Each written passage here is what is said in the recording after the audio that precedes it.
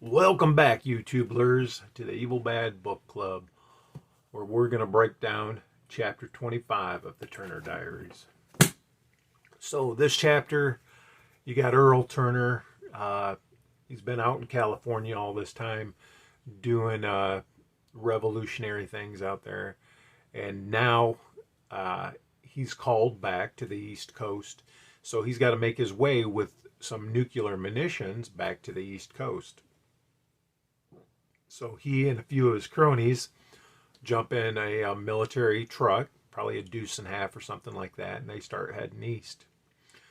And so they're coming through different checkpoints and things like that. They're avoiding the main highways to avoid, major checkpoints. And for the most part, it works out well for them.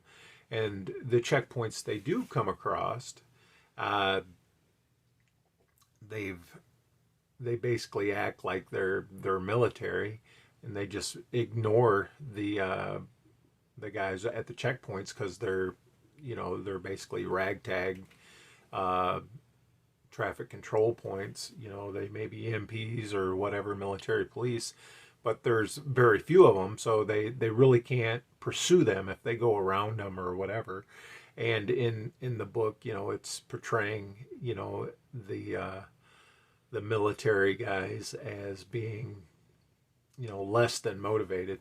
So so he and his partners, they've basically dyed their skin, so they can look Latino, and they head east.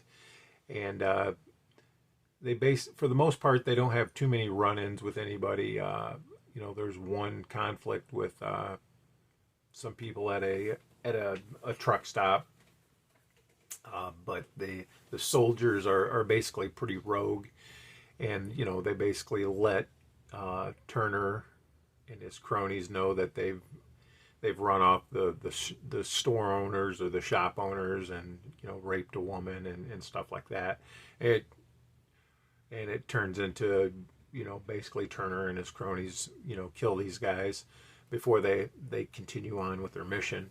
So as they're heading east, they hear on the radio, the systems radio or whatever, that the organization, the guerrilla forces, have set off two nuclear bombs, one in Florida and one in North Carolina. Along with an ultimatum that the system or the government needs to leave California alone and let them do their own thing out there, so that they can have their own separate country. But they've also kind of played their hand when they give that notice,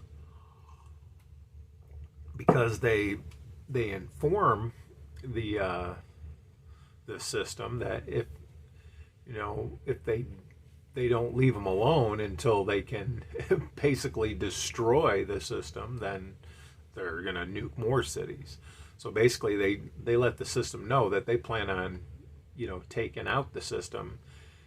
But if the system does anything about them taking out the system, well, they're going to end up killing, more innocent civilians by nuking all these different cities.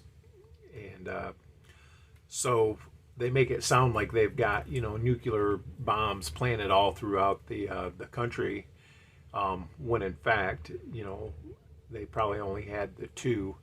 But Earl or Turner, he's got I think three that he's bringing east with him that they still need to put in place.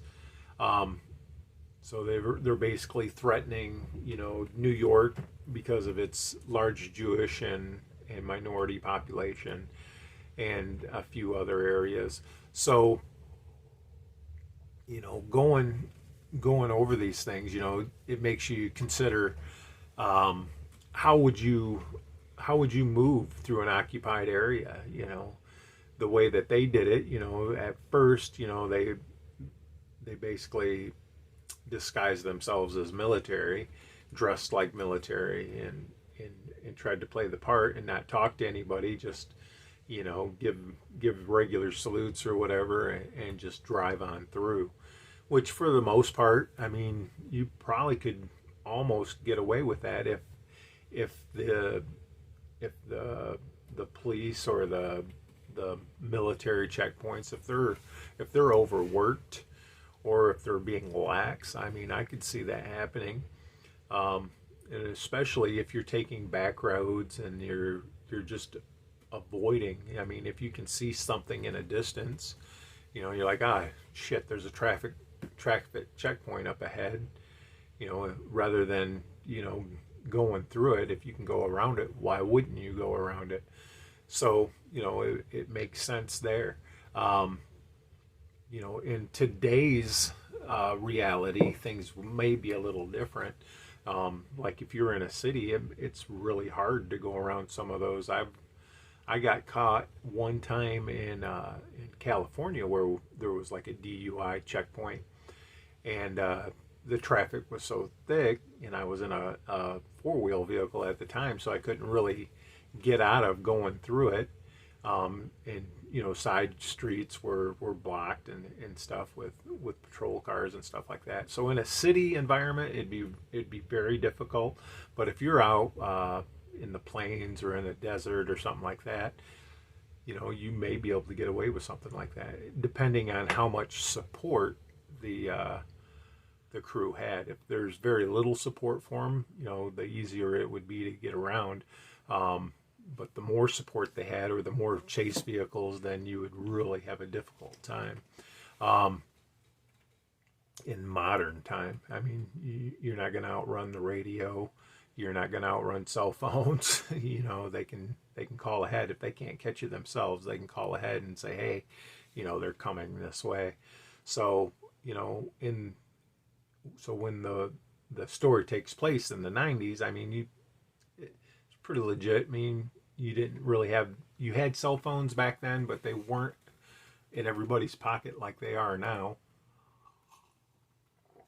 So certainly there was that, but you still had radio communication. So in my opinion, you know, maybe out in the desert that would have been realistic, but once you start getting into the urban areas, they have checkpoints, it would definitely be more difficult. And especially nowadays with drones and things like that, and of course you got facial recognition and AI and all that stuff. So it would definitely be more difficult now. But hey, if you're wearing, you know, your mask and a pair of glasses to protect yourself from viruses and stuff like that, I mean, facial recognition is going to be hard to pick that up, I would assume, unless they do something like that. I believe there's other means of recognition, like your gait and how you walk and your other mannerisms. But I mean, there's always ways to get around it, I suppose.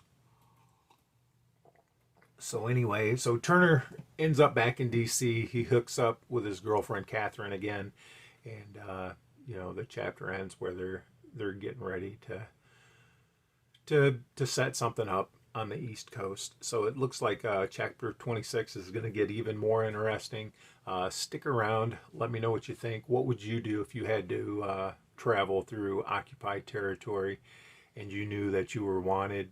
You know, how would you go about getting around it?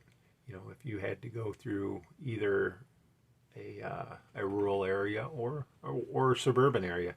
And you know, anyway, let me know what you think, and I'll check you YouTubers out tomorrow, or Monday rather.